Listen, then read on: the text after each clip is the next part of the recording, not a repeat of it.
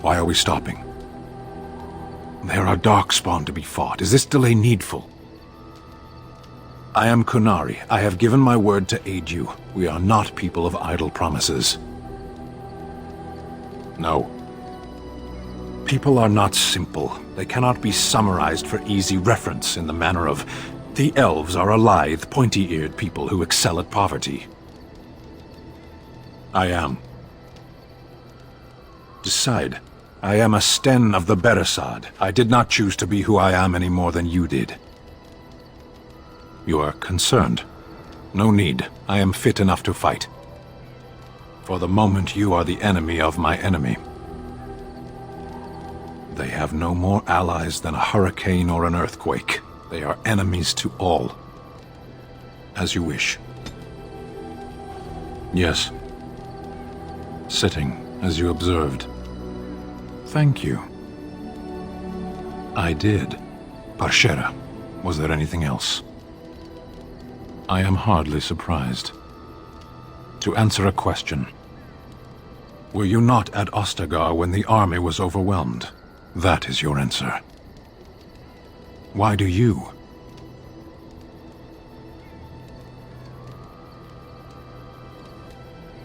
Exactly. You don't ask, nor do I. The Arishok sends me and I go. Yes. I cannot go home. It doesn't matter now. Can we move on? We keep the Darkspawn waiting. As you wish. Yes. I am hardly surprised. Very well. What do you need? You don't have to do that. I know you didn't know him as long as I did.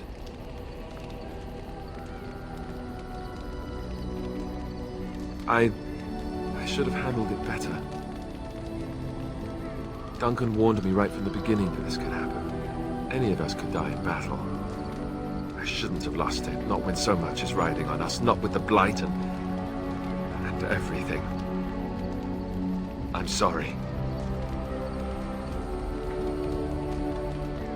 I'd like to have a proper funeral for him. Maybe once this is all done, if we're still alive. I don't think he had any family to speak of. I suppose he did. It probably sounds stupid, but part of me wishes I was with him, in the battle. I feel like I abandoned him.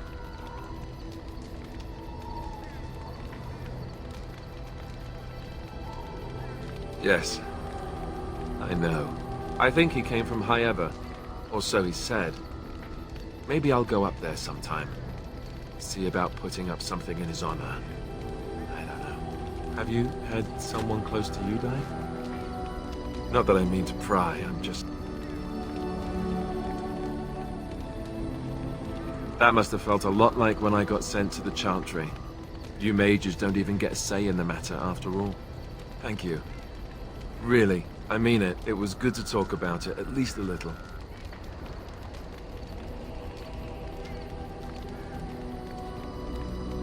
Sure, nobody needs to know what a softy you are. It's our little secret. What do you need? Ask away. Essentially, they're trained to fight. The Chantry would tell you that the Templars exist simply to defend. But don't let them fool you. They're an army. The other main purpose for a Templar is, of course, to hunt mages. To that end, we train in talents that drain mana and disrupt spells. Perhaps, but there usually isn't much of an opportunity. The Chantry keeps a close rein on its Templars. We are given lyrium to help develop our magical talents, you see. Which means we become addicted. And since the Chantry controls the lyrium trade with the dwarves, well, I'm sure you can put two and two together. Thankfully, no. You only start receiving lyrium once you've taken your vows. You don't need lyrium in order to learn the Templar talents. Lyrium just makes Templars' talents more effective. Or so I was told. Maybe it doesn't even do that. The Chantry usually doesn't let their Templars get away either, so they can spread their secrets. I'm a bit of an exception. Lucky me. What do you need? Ask away. I suppose I could, but I really would rather not. When the Grand Cleric let Duncan recruit me, she made me swear never to reveal Templar secrets outside of the Chantry. I'd rather not go back on my word. Ask me later, perhaps. Maybe I'll change my mind. This is not something small you're asking, after all. What do you need? Ask away. Such as they are. That's a good question. There's plenty in Orlais, but who knows where they might be found. And the nearest Orlesian city is weeks away. If we go north and cross the sea, there's bound to be some in the Free Marches. Again, however, I just don't know where. I don't know anything about Grey Wardens in other lands. Here in Ferelden, there's our compound in Denerim at the palace, but that's it. Loghain will have control over that and be watching it, no doubt. Beyond that, the only place I know of is Weishaupt Fortress. That's the headquarters of all Grey Wardens in the Anderfelds, 1,000 miles from here, but I've no idea how to even contact them.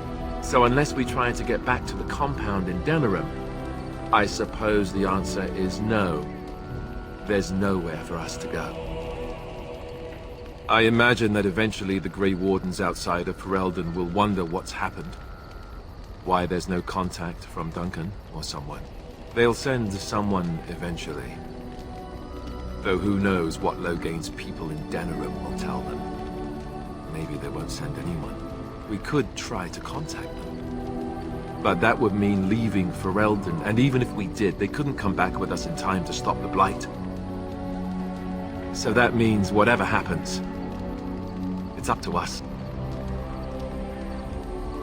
I mean, eventually we would have to use the joining to make more Grey Wardens, right? But I don't know how to do the joining, or what's involved. I know it involves lyrium and some other magic, and that it's really difficult to prepare, but that's it.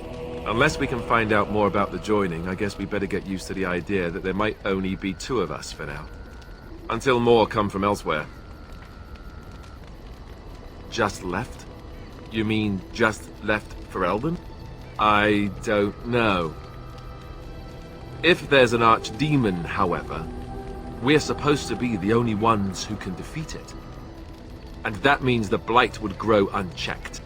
Eventually, other Grey Wardens in Orlais and other lands would hear about it, and they would come to fight it, but they wouldn't come in time to save Ferelden. There's no way. I'm not going anywhere. About the Grey Wardens, anyhow. Fair enough. What do you need? Ask away. Same way you did. You drink some blood, you choke on it, and pass out.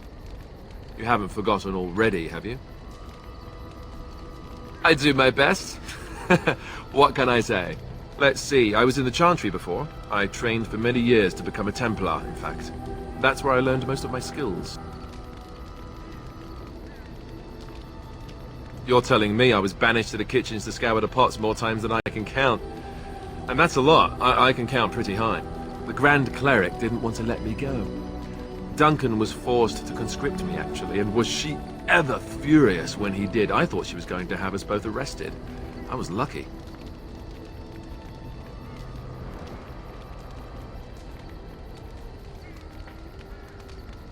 I wondered that myself.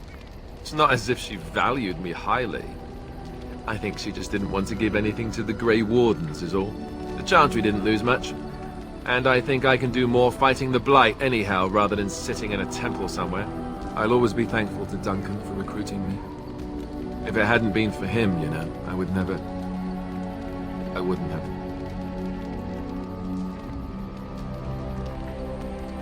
No, it's, I'm sorry. I shouldn't be. It's fine. He died a hero. They all did. Come on, let's go. I think I'm done talking. What do you need? Ask away.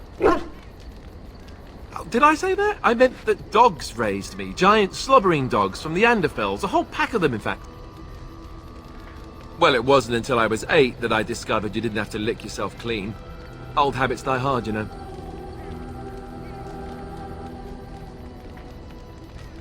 And my table manners too. Though, come to think of it, they weren't all that different from the other Templars. Or did I dream all of that? Funny the dreams you'll have when you sleep on a cold, hard ground, isn't it?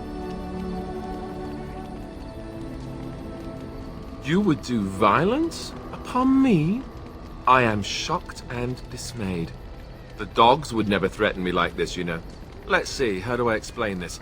I'm a bastard. And before you make any smart comments, I mean the fatherless kind. My mother was a serving girl in Redcliffe Castle who died when I was very young. Al Eamon wasn't my father, but he took me in anyhow and put a roof over my head. He was good to me, and he didn't have to be. I respect the man, and I don't blame him anymore for sending me off to the Chantry once I was old enough. I know who I was told was my father. He died even before my mother did, anyhow. It isn't important. Al Eamon eventually married a young woman from Orlais, which caused all sorts of problems between him and the king because it was so soon after the war. But he loved her. Anyhow, the new Arlessa resented the rumors which pegged me as his bastard. They weren't true, but of course they existed. The Arl didn't care, but she did. So off I was packed to the nearest monastery at age 10. Just as well. The Arlessa made sure the castle wasn't a home to me by that point. She despised me.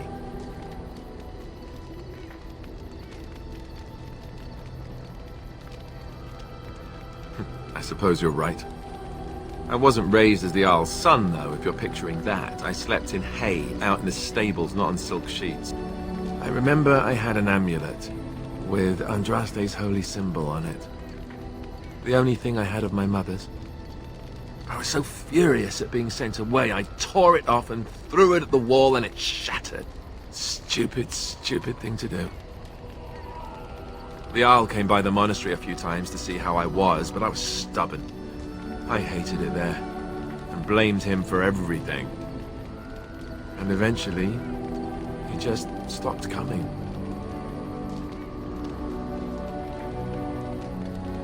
Yes, I'm quite sure. At any rate, I don't look anything like him, you'll see for yourself. Not that it stopped the rumors any.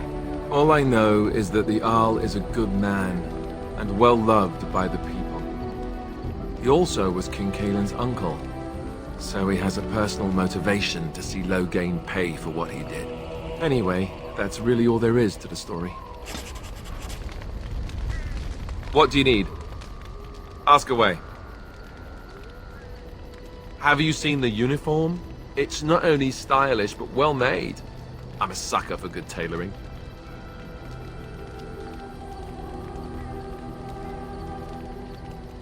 I keep it hidden under my pillow. Sometimes I'll take it out just so I can hug it fondly and remember the good old days. Brings a tear to the eyes, you know.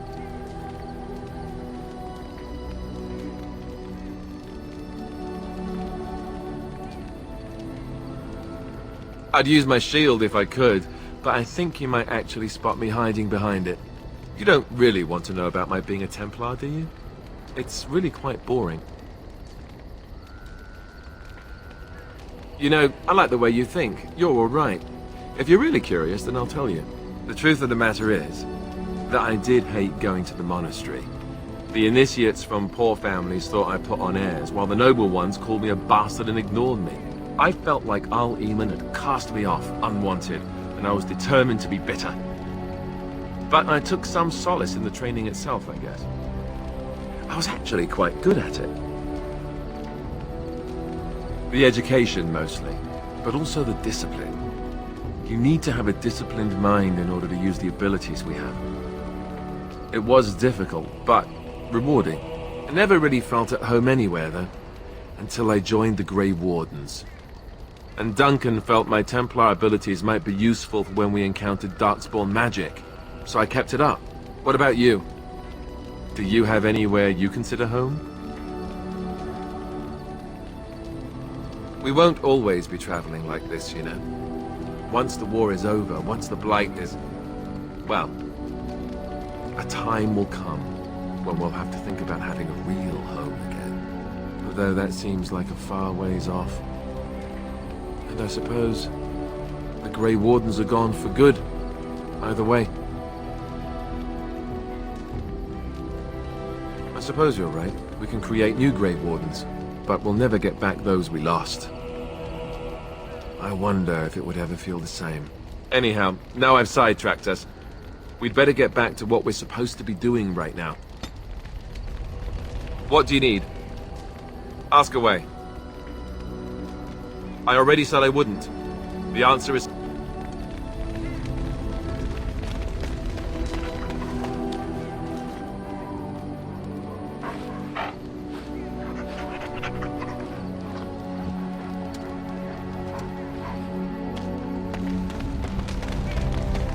Yes?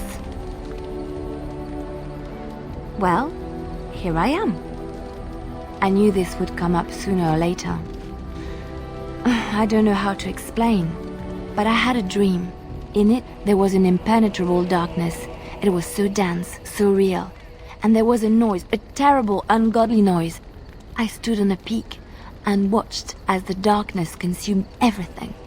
And when the storm swallowed the last of the sun's light, I fell, and the darkness drew me in. I have had dreams. This was different somehow. When I woke, I went to the Chantry's gardens, as I always do. But that day, the rose bush in the corner had flowered. Everyone knew that bush was dead. It was grey and twisted and gnarled, the ugliest thing you ever saw. But there it was, a single beautiful rose. It was as though the Maker stretched out his hand to say, even in the midst of this darkness, there is hope and beauty. Have faith. In my dream, I fell, or maybe I jumped. I'd do anything to stop the Blight. I know that we can do it. There are so many good things in the Maker's world. How can I sit by while the Blight devours everything?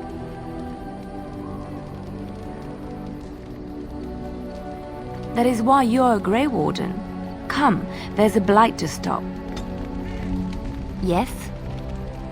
Well, here I am. Quiet. It was a life suited for contemplation. In the cloister, away from the fuss and the flurry of the cities, I found peace.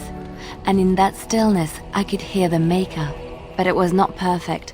Some of my Chantry fellows were condescending. That is the nature of religious folk, I suppose. When I talked about my beliefs, that the Maker reveals himself in the beauty of his world, they treated me with disdain. They want to believe that he's gone, so that when he turns his gaze on them, it means they are special, chosen. He cannot possibly have love for all, the sick and the weary, the beggars and the fools. Maybe I am wrong, but it is the Maker's place to decide if I am worthy, not men, not the Chantry. But there is work to be done, and I have talked enough for now. Yes? Well, here I am. What is meant by someone like me?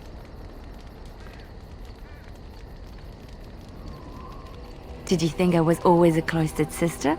The Chantry provides succor and safe harbor to all who seek it. I chose to stay and become affirmed. We affirm our belief in the Maker, in Andraste and the chant, but other than that, there are no vows taken.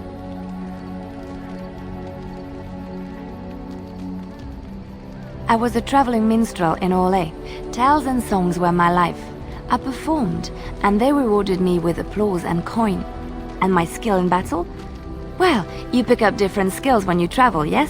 Yes, of course. Let's move on. Yes? Well, here I am. Of course I do. I love stories far too much to keep them to myself. Everyone should be able to benefit from them, I think. Of course, Orlesians enjoy telling stories. I shall tell you my favorite tale of Aveline, the Knight of Orlais. A long time ago, a girl child was born to a farmer. He had hoped for a son, not a daughter, and so he told his wife to abandon the child in the woods. Before the cold could claim her, the baby was found by a tribe of Dalish elves who took pity on the poor mewling thing and raised her as their own.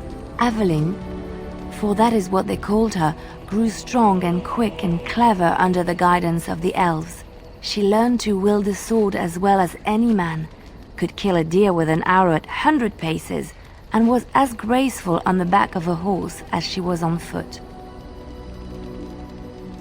Many legends have familiar forms and themes. We enjoy them so because we know them. Aveline's Dalish guardians saw that she could easily best any Orlesian chevalier in battle, and wanted to show the cruel humans the child they had left to die. They bestowed upon her a fine horse and armor, and sent her to prove herself to her people in the Grand Tourney. Now in those days, no woman was allowed to take up arms, let alone compete in the Grand Tourney, but Aveline kept her helmet on and was not discovered. Aveline won many events and gained the approval of the adoring crowd. Eventually, she came face to face with the knight Kaleva in the Grand Melee. Aveline had already bested him in the joust, and Kaleva was determined not to lose a second time. Out of desperation to regain his honor, Kaleva tripped Aveline and tossed her to the ground, ripping off her helmet as he did so. Silence fell upon the arena as Aveline was revealed. Kaleva declared the previous competitions invalid. A woman had taken part, and this was not allowed. But the crowd cheered for Aveline. Kaleva was furious, for he had lost to a woman and was now being shamed. Blinded by his rage, he forced Aveline to her knees. "Know your place, woman," cried he, and slit her throat. The son of the king, Prince Freyan, was present. He recognized Aveline's skill and bravery and began to see the injustice done to the women in his land. When he was made king, he rewrote the laws of Orlais so that women could also become chevalier. He honored Aveline and knighted her after her death, and to this day, any female who is knighted reveres Aveline the Brave, for she is the patron of all women chevalier. Chantry lore says it is man's pride that created the Darkspawn. In ages past, the mages of the Tevinder Imperium ruled much of the world we know. In their pride, they thought their magics invincible and imagined that they were greater than the Maker himself. So thinking, they invaded his golden city, planning to take it for themselves and depose their own creator. But they were impure and full of sin, and it is with the sin that they tainted the golden city, corrupting it forever. The Maker cursed them and cast them from his sight. Wherever they went, they spread the taint of their sin. Any land that was touched by the taint became blighted and would suffer no life. Instead, the Darkspawn arose to torment us and remind us of our hubris. I know one, told to me by my mother a long time ago. It always chilled me to the bone. Maybe you have heard of Flemeth? Are you sure? Was she the Flemeth of legend? Flemeth, the devourer of men? Flemeth, mother of witches? Flemeth, demon-touched, who dwells in the mists? Ferelden mothers scare their daughters with talk of Flemeth. They say that if you're bad, Flemeth will spirit you away and bind you to her forever. They also say that Flemeth mourns her lost beauty and will steal yours through your looking glass if she catches you. Flemeth's beauty was known throughout the land. She had hair like unto a moonless night, skin as pale as winter's first snow, and eyes as beautiful and perilous as the sea. When she came of age, she came to the attention of the Lord of Highever, Conobar, and he took her for his wife. Conobar soon learned that his young bride had the gift of magic. He kept this a secret, for he feared that she would be taken from him. Flemeth stayed with Conobar for some years, and with his blessing, she practiced her art. And then one day, a young poet named Osen came to the castle. Flemeth was captivated by Osen's voice, and he by her beauty, and they fell in love. Flemeth longed to be with her true love, and she and Osen fled from Conobar's lands, seeking refuge in the Kokari wilds with the Chasing tribes. They lived there happily for many a year, till the day Flemeth received news that Conobar was dying and longed to see her face one last time. Flemeth's heart swelled with pity for the man who once was her husband, and begged Osen to return to Conobar's side with her. But when Flemeth and Osen entered Hayava, they were captured by Conobar's men, and Osen was slain in front of Flemeth's eyes. Flemeth was imprisoned in the highest tower of the castle, there to await Conobar's judgment on her. Distraught at the loss of her love, Flemeth plotted revenge against her husband. She summoned a fey demon, intending for it to wreak vengeance on Conobar. But a spell went awry.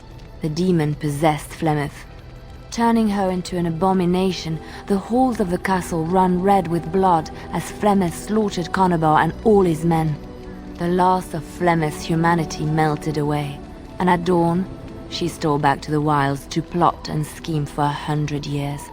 They say she took to her side many Chasing men, and with their help, begat her daughter witches, who even now prowl the dark places of the Kokari wilds.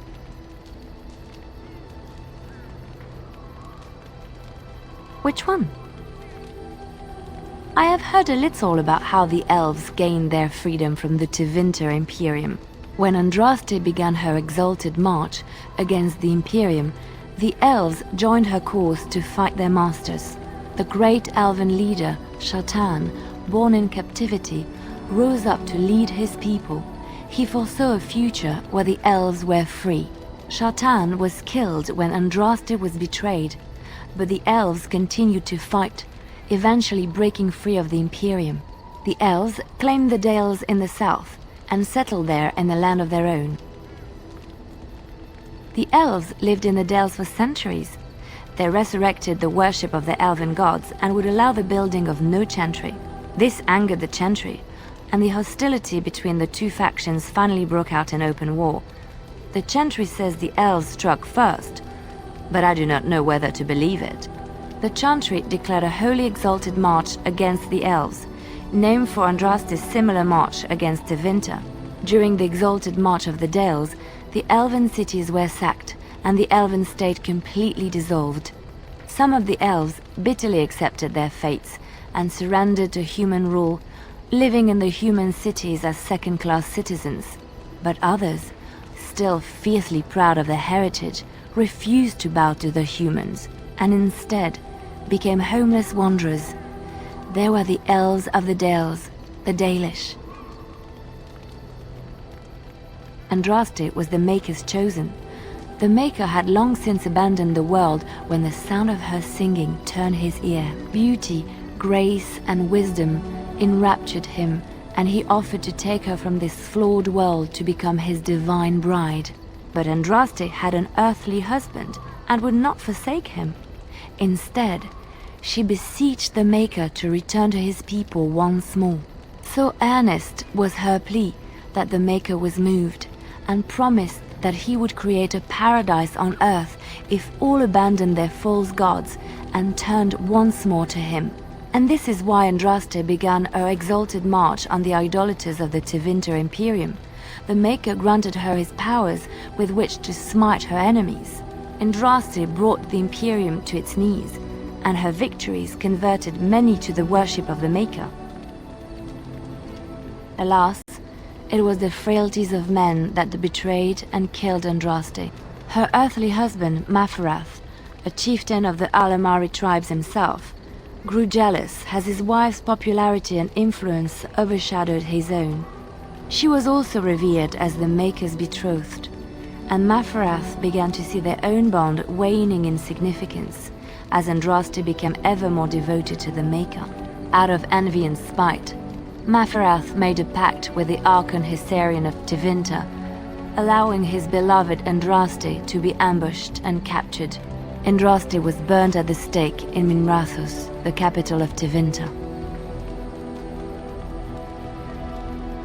The Tevinter Chantry claims that in Andraste's last moments, Hessarion's heart softened, and he heard the voice of the Maker telling him to end her suffering. He plunged his sword into her heart, and as her blood washed over his hands, he became one of the faithful. Dissenters said that the Archon only converted because he could not stem the tide of Andraste's cult, and was forced to do so to stay in power. We will never know for sure.